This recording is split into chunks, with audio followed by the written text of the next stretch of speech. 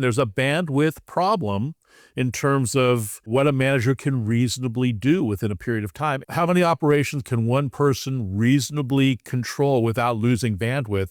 That number is 7 to 10, which means a manager can manage 7 to 10 associations. A supervisor can manage 7 to 10 employees, direct reports. Beyond that, you can get help, but still the bandwidth thins out to where it would not be effective. HOA Insights is brought to you by 5 companies that care about board members: Association Insights and Marketplace, Association Reserves, Community Financials, Kevin Davis Insurance Services, and the Inspectors of Election. You'll find links to their website and social media in the show notes. Hi, I'm Julie Adaman, president of Adaman Inc. And I'm Rolf Crocker, CEO of Omni Community Management in Northern California. And this is HOA Insights, where we promote common sense for common areas.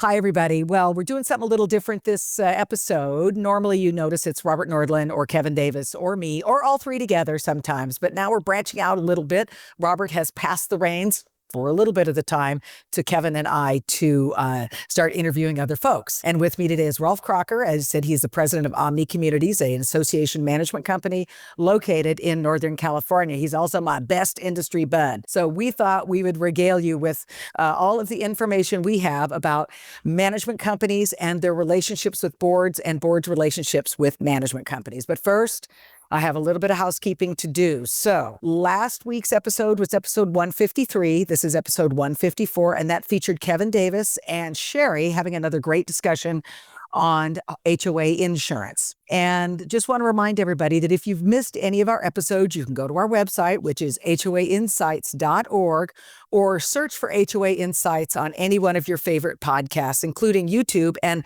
remember to subscribe, because then you will not miss an episode. For those of you watching on YouTube right now, I can tell you we have our own merch. Look at that. Rolf, don't you wish you had one? Ooh, yeah. That's my old hair. I need to have my new hair. This is a problem for women. It's always a problem. But so you can go to our merch store on HOAinsights.org, and we have some free gifts on there for board members, and you can get things like these mugs and other stuff as well. So download a free Zoom background. We have that for board members, and take a moment, just look around. Also, we do enjoy hearing from you board members. We get some very interesting questions and interesting stories that go on.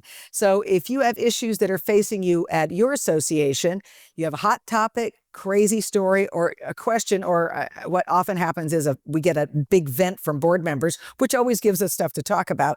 You can always contact us at 805-203-3130 or email us at podcast@hoainsights.org. Okay, so with that, we're going to dive right into this. So when I asked Rolf to be on the podcast with me today, I thought, I think we should just talk about some of the basic things that board members typically don't get to talk to any experts or people who are embedded in the industry about. And that is, what should we as board members expect from our management companies? Now, typically, HOAs are managed by a company that each of their managers has a portfolio of accounts, meaning they have 5, 6, 7, 10, 12, whatever it is, depending on the location, the type of accounts, et cetera, et cetera. But it always seems to be a tension there between what the management company is providing and what the board members expect. So, Rolf, I want you to speak to that. And let's first talk about the thing that always comes up, the full service management contract, which you and I have been pulling our hair out about for, 40 years, something now. So why don't you go ahead and talk about that from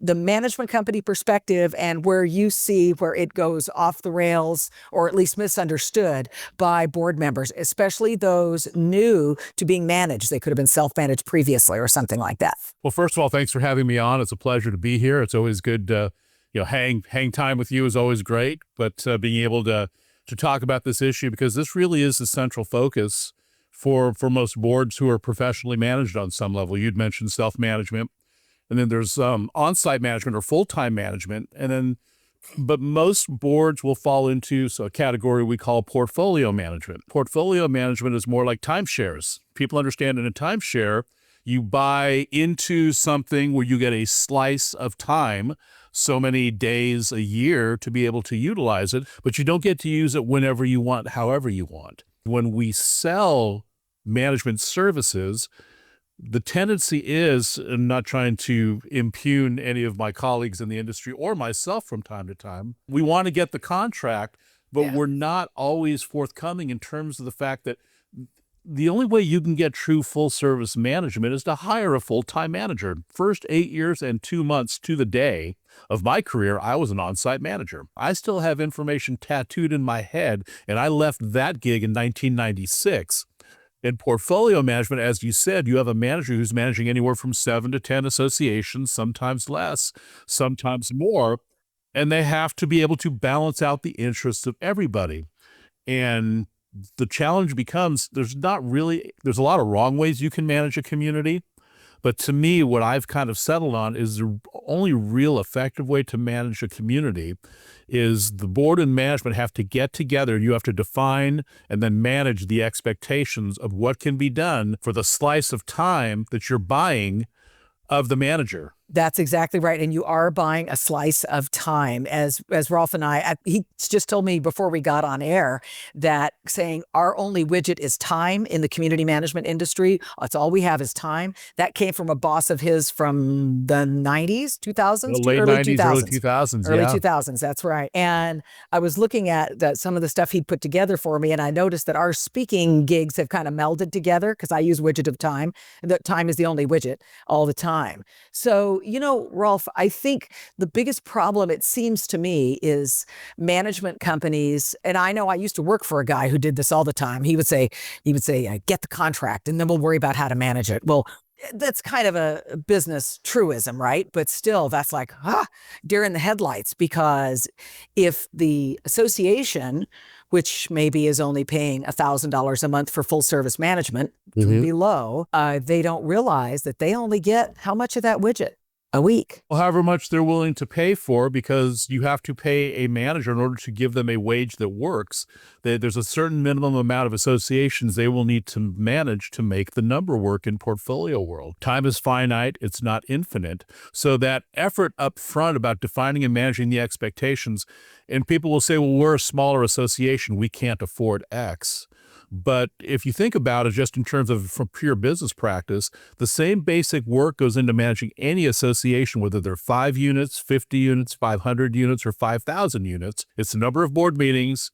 CACM, California Association of Community Managers, 30 years ago did a time motion study of what it takes to prepare for, travel to, when we used to travel before COVID, attend, travel back, and disseminate from a board meeting. Time motion, soup to nuts, is 8 to 10 hours. Just for board meeting prep, get there, have the meeting, come back, do your action item list. Yep. Site inspections, if you have to look at what's in the file, what was noticed previously, site inspector goes out, looks for violations, looks for maintenance issues, comes back, uploads it to the system, and gets the letters out. That can easily be 3 to 4 hours. And you have an accounting cost. So by the time you put all of that in, that's the same basic work regardless of time. Or regardless of size, rather. Really understanding up front between the manager or the management company and the association, it really requires a great deal of candor up front. What do we need from you as a manager? And then what does the manager need from you in terms of, what your list is? Rolf, do you think it would be helpful for board members who, let's say, okay, they're going out to bid. Let's just say, for sake of argument, they're currently self-managed, but they've got their financials farmed out and they're not too big. Maybe they might be 100, 150 units, maybe. And they want to, let's take a look at getting a management company. Would you suggest that they have a listing of things they believe they want from their management company? Would that be helpful to you as a management company owner? I think that can be helpful, but one thing to realize, most of my colleagues in the industry who are doing what I'm doing, we've been doing it long enough to where we all do the basic stuff all relatively well. We know how to prepare for meetings. We know how to deal with vendors.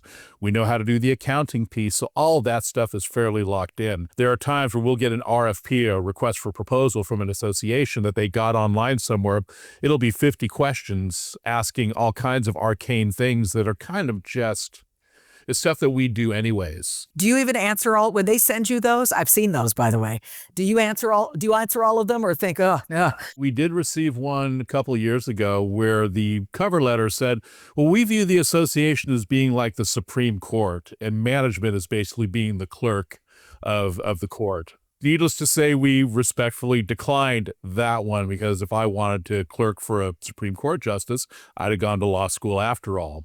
And so going from self-managed to professionally managed on any level, that's always a challenge because you're coming into a completely new space in terms of responsibility. But for those that are portfolio managed currently, another analogy I would give is that, if full service management is only having a full-time manager, on some level, portfolio management is still partial self-management from volunteers, because if the association could pay for all of the services that needed to get done, then they would have hired that person. So there is sort of a push me, pull me working with volunteer boards to understand there are things that management can and wants to do and is able to do. But there are other things that if the board is willing to engage to help with some of the work, then that could actually save them money from the billable and the reimbursable piece, because it really is still kind of this push me, pull me of trying to figure out what the balance is between board and association. And I've joked for years, if I could develop a 29 degrees of compatibility eHarmony site between board members and management companies, I'd be Dr. Neil Clark Warren. I'd have my tweed suit. Patches on the elbows. Yeah. Instead of, just slogging it out in the trenches. But the funny thing is that when you go to bid, as a lot of you out there know, I used to work for a management company. It's been years, 30 years. So there we are. So it's 30 years since I worked for a management company, but all of my managing experience was with as a management company executive and then as an on-site manager. But I used to go and do a lot of the presentations, to go in because I was real good at the sales part, right? It seems to me that the hard part of all of this, from dealing it from the management company perspective, which of course throws the board for a loop because this isn't their discipline. They're the volunteer, right? And so that we come in, we're like, okay, this board that I'm bidding to right now, they're really engaged. They're gonna talk to homeowners. They're not gonna be hiding in their homes. They're gonna be out, kissing babies and shaking hands with the homeowners, which a good board member should be, pretty well versed politically to keep everything on an even keel in an association. And then that board leaves and a new board comes in and they're like, well, what do you mean? What do you do for this money? And I always thought that was the most difficult thing, because then you have to go in on the back end for people that have no idea what you do and all of a sudden want you to do a whole lot more for the same amount of money. And as an aside, way back in the day, in the late 80s, when I started in this industry, I worked for a company called Mercury Property Management, and it was based in Orange County. It's now defunct. Because we did everything for one low price. That was always the motto. But because and all management companies do this, they do charge extra for, insurance claims and hourly for things over and above. I always thought that was one of the biggest challenges we had. I think that's still a challenge, because if you're going to, for me, for bidding an association for a portfolio managed client, that's candid conversation. We have like a 20, we get RFPs. We actually send out like a 25 question questionnaire where we're asking questions to try to get a feel for what the workload is. If they have amenities, if there are condominiums, there's more moving parts to do that. So it takes more customer service hours to do that. If they have a clubhouse that needs to be managed, if they expect somebody to be on site 1 day a week, all of those things play into it. To do it all for one low price, at that point, you have to estimate what your copies are and what your other billables would be. So then you have to pad the contract by probably 20-30%, like a contingency, basically, for what I do, what we do, and what a lot of the folks in the industry do. We have a candid conversation about routine services, things we know we do month in, month out, and that's the flat fee. But anything that has a beginning and an end, major project oversight, not just litigation, but any legal work, a governing document revision project could easily take dozens of hours of management time that is not accounted for in the monthly flat fee. So in a fair exchange of value for the work being performed, those are things that have to be reimbursable outside of the contract, because you don't know if it's going to be 1 hour, 10 hours, or 30 hours. There has to be again, a candid conversation about the understanding that the stuff we do month in and month out, the number of meetings, walkthroughs, vendor management, customer service, all that stuff, that's flat fee, because nobody really wants to nickel and dime. The guy I worked for was famous for nickel and diming, and boards hate that, and I respect that. Yeah, but it by is the same because token, they have no they can't do everything within the price. Exactly. And I think that's, that boards often have a hard, and I get it, I totally get it. They have a hard time understanding that, especially if it's a 55 and better community like I. There are people here who, I'm in my late 60s. And so but I have people that are my friends who've been retired since they were 52. Because they were government workers. Typically, that's because they're able to get out there and do that. My sister retired not far from that age. And I'm like, darn it, I missed that. Being an entrepreneur, you miss that. But it's, and if you have people who are in their 70s and then on the board, that I'm actually running for the board this year. I don't know what I'm thinking, but I'm doing it. Have we not had this conversation? Do we need another intervention? No, we're going to do it. No, they do need... there's a big thing coming up and I want to be a part of it because I'm going to be living here for another 20 years. So anyway, is that people who've been retired and God love you. I wish I'd been retired for 20 years, but if they've been retired for 20 years, they retired in your 50s and you're now in your 60s and 70s, you're way far off of what the cost is to manage and to the cost of labor, the cost of paper. I mean, we could go and gas, though gas went down and, right now where we are right now, folks, is we're in May. What was this? We're in March of 2026. So right now the Iran kerfuffle is going on. So gas is kind of spiked. It depends on where you are. Now, Rolf is in California. You got to think how much gas is a gallon in California right now. And we get the area of Phoenix, the greater Phoenix area, gets its gas from California. So their gas, regular, is $5+ a gallon right now. Now I'm down in Tucson and we have our own pipelines that come up from Texas. So ours is up, but it's not that much. So that's things people don't think about. And especially if you've been out of the workforce for a while, these things can come as a shock. Well, labor costs in particular, that's another one. Oh, for you guys especially. In California, in 2019, there was a minimum exempt salary amount for managers. And managers are exempt employees, people. They should be exempt employees for a lot of good reasons. That would be another whole topic of conversation. But in 2019, the minimum amount was like $45,500. Well, now in California in 2026, the new minimum exempt salary amount is $70,320. So you're talking almost a 50% increase of cost, and everybody wants certified, caring, competent managers who stick around and don't rotate, and put them in a situation where they're having to manage multiple accounts. To retain them to do that work, you've got to be able to pay them a wage that's competitive. So all of these things come into play in terms of having to develop the pricing. And again, we could probably do a whole nother podcast on the model labor of pricing and where AI and offshoring and all of that stuff would come into play. But Robert and I have touched on that a few times because I see that we talk about that. So yeah, go on. I'm sorry. Go ahead. Yeah, but really the goal becomes ultimately everything's predicated upon trust in the relationship between the management company, the manager, and the board of directors. It's very difficult to build. It's very easy to break. I believe it was Gandhi who said, once trust is breached, everything else is viewed with suspicion. Yep. Actually, and our entire country is operating on that now, after the last 6 years. Sure. We all operate on that, right? Yep. It's so critical to making it work. And as you mentioned previously, there is a bit of there's a transitory nature of board service where a single annual meeting can turn the whole board upside down. And so it's never a one and done conversation. It's a continual conversation of not just doing the work, but doing the educational piece to get boards plugged in, which is why I love this podcast. I love that you and Robert and Kevin are doing this, because the educational side of the boards who want to be educated, who don't come into it thinking they know it all, but they're willing to have a humility about them and be teachable to say, hey, let me get some information that can help me do what I do better.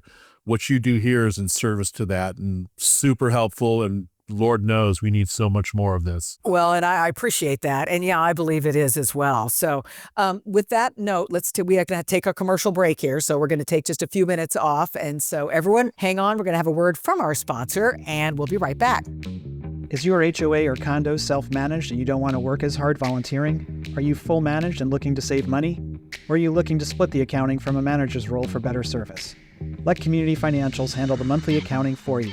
We collect dues, pay bills, produce financial reports, include portals, and help with other support services, all while providing awesome service. We'd love the opportunity to help you make your community accounting stress-free with our industry-leading systems and expert team. Visit our website, communityfinancials.com, to learn more. Hi, everybody, and we're back with Rolf Crocker, the CEO of Omni Community Management in Northern California. And this has been such an interesting conversation because Rolf, having been in the industry a little bit less than I have, but a slightly different, not by much, but a slightly different trajectory than I took while I was in management. So he is looking at it from a management company owner's perspective. And when we were on the break, we were talking about things that boards to this day and from way back in the day when I was doing this, they're always like, can't we, interview or talk to the person who's going to manage us? And so let's talk a little bit about that. So as we said earlier, folks, in the podcast, that most community associations that are managed by a management company, their community is part of a portfolio of communities that one manager manages. That's where you are, because if you could afford to have an on-site full-time manager, you do that, because that would obviously be the best thing for everybody, because they're at your beck and call, but they also have all of your interests at heart and no one else's, because they're not being pulled in several directions. But financially, just not feasible for the vast majority of community associations. So, Rolf, I'm a board member, and I would like to know, why can't I interview, the managers that might be our manager? That's a great question. And I would get back to the eHarmony 29 dimensions of compatibility conversation. It's most portfolio management companies do not have a bench of people that they can just put out there for an individual association to select. Most companies have managers that are already managing a portfolio. So I know at least how we look at this. We look at this from several different angles in terms of who we think would be a best fit. A manager's already managing a number of associations. Do they have quarterly meetings by, every other month or every month monthly meeting? Do you mean their current portfolio? Their current or portfolio, the new, yes. How does it align with the potential new client and the new client, correct. Right? So I've had several tours of duty, as Julie had alluded to. Been an on-site manager, I've been a portfolio manager, been a high-rise manager, I've been an executive for a couple of management companies. I also spent time on the vendor side in HOA construction and HOA banking. My first tour of duty in a portfolio management situation, I was managing 10 associations, if you're familiar with Northern California, from Geyserville all the way down to Redwood City, with monthly meetings and no administrative help. And this was way before Zoom. But it was shared by the company owner, so I probably got her maybe 5% of the time. Yeah, and it just about and this is way before Zoom, everybody. These were not Zoom meetings. I was you had to be there. Driving to Geyserville and to Novato and 3 associations in San Francisco and all the way down the peninsula.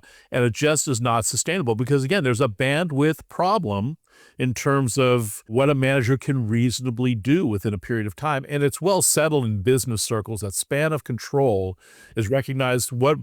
How many operations can one person reasonably control without losing bandwidth? That number is 7 to 10, which means a manager can manage 7 to 10 associations. A supervisor can manage 7 to 10 employees, direct reports. Beyond that, you can get help, but still the bandwidth thins out to where it would not be effective. So long-winded answer, but to say that, so when we're talking with a client and they want to interview the person that is managing them, we oftentimes will allow them the opportunity to interview who we think would be the best fit, but it's not like, oh, we don't like this person, bring me another. Because at that point, we don't have extra people that we have in rotation. So on our side, we're looking at the number of meetings they're doing. What is the geography if they have to travel on site? What is the personality of that particular manager? And board. You have to mesh. Those have to mesh. We try to make a good faith estimate. But one of the things that we're able to do is we have a phenomenal executive team and a great senior management team that when they meet with the clients, they will get a feel for who they think would be best. And there are times and they're fully involved in that process for the first 90 days, 120 days, that it doesn't seem like it's working. We're happy to look in and see if we can put somebody else in there. But to select it up front in terms of being able to choose, that becomes a difficult proposition for most portfolio management companies because it really depends on what the availability is in a particular manager's portfolio and what we think the fit is going to be. Yeah, and the same thing is in on-site world. So if you're an association that is large enough to be able to afford a full-time or even part-time on-site manager, and you are with a management company, it's kind of the same thing, because I get this a lot on my recruiting end of the industry. I do recruiting of typically large-scale managers, that type of thing. I'll tell the boards, that there's not going to be 12 candidates. You're great, but the pool is such that if I can bring you two that are qualified, I'm not meaning people off the street, but two that are qualified, I will be thrilled. And that's in the upper end where people are getting paid well into six figures. It's just that the market is such that it's the worst I've ever seen. And I know for management companies, I don't think most board members recognize that the average life of a portfolio manager is about, I'm in the year and a half world right now. That's 18 to 36 months 18 to has been the 36 average. months. Because, and you board members out there, you know how difficult it is to be a board member. Think about it on the other end of the people who are taking what can be abusive, behavior from high homeowners. Impact, high emotional impact. High emotional. Every board meeting is a job performance review. It is, and it's very tough. And I know you guys know it as board members, and I've been a board member several times over the years, like a crazy person. But it's true though. You're one remove. These people are your peers.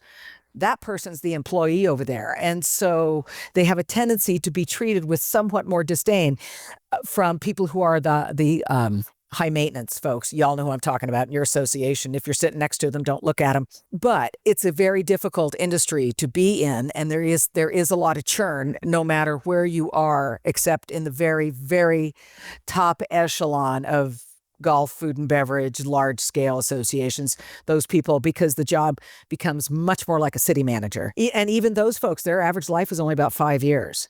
There are folks that have been, the gal who manages our place has been here 18 years, I think. Highly unusual. But she's been here since, I think, it went from developer to homeowner control. The thing is, the delicate dance that you do as board members and Rolf does as the management company side of it, my best advice to the board members out there is that recognize that it is a dance, and recognize that your community needs to mesh in with the person who is going to be your portfolio manager. You may not always have the choice of who it is, but typically the management companies try to get the best fit in there because it behooves them as well. If you're just shoved into the next person who's up, well, unless that person's really good, that could be terrible. But the management companies don't want to lose your business, even though they know there's going to be churn. They don't want to. So go ahead, Rolf. Sorry, I went off on a tangent. You're all good. People. I think all that gets into it. But about that delicate dance, if we're to jump up to like a 35,000 foot level. This is a whole nother podcast we can do, but a brief history of HOAs. At the end of the 1950s, early 1960s, housing developments in post-World War II were these sprawling concrete jungles. So the Federal Housing Administration, on a $300,000 grant, took a 3-year study to look at these things called homes associations. And in October of 1964, they published a book called the Homes Association Handbook, Technical Bulletin 50, published by the Urban Land Institute. This is a 408-page manual that was developed to give to developers to say, go forth and build housing that actually has volunteer leadership, communal living, green space, amenities, to try to have a different vibe than these sprawling concrete jungles that were appearing in the late 40s and throughout the 1950s. Think of Los Angeles, yeah. Right. So from October of 1964 to 1970, we went from 500 homes associations to 10,000.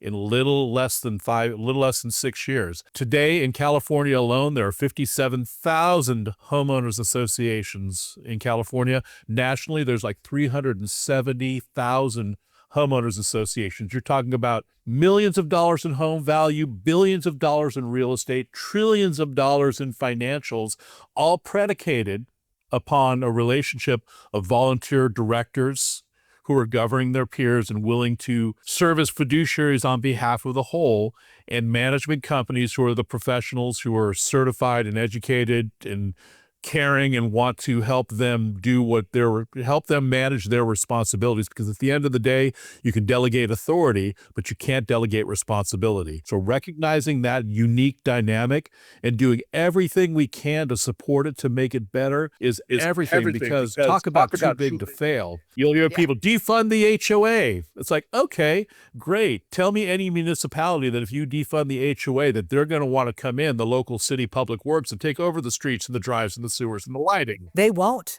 You can't even build in most municipalities without an HOA because they don't want to maintain the infrastructure. This whole thing, most of us couldn't spell HOA when we showed up, right? So this really is, I think Evan McKenzie, who wrote the book Privatopia, who was no fan of HOAs, he says HOAs are an experiment that became an institution. And I think that's accurate. I think we're still trying to find our way. But the next person says they want to defund it. It's like, great. Go to your next city council meeting when they're approving a subdivision and tell them you don't want HOAs anymore and see if they stop approving them. They're not going anywhere. So it behooves all of us together to figure out. And there's a lot of wrong ways.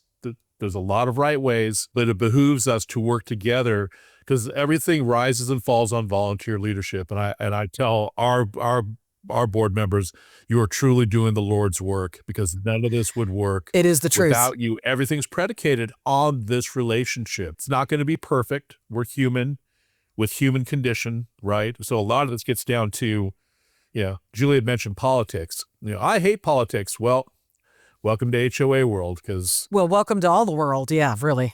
Decisions have two components, an economic component and a political component. The economic component's a math exercise, right? You try to figure out, you have to repair something, you have to get something done, you get the price. The political cost, being able to navigate the political waters of a local homeowners association to try to do the right thing and not have your neighbors despise you for taking swings that are necessary on behalf of the whole.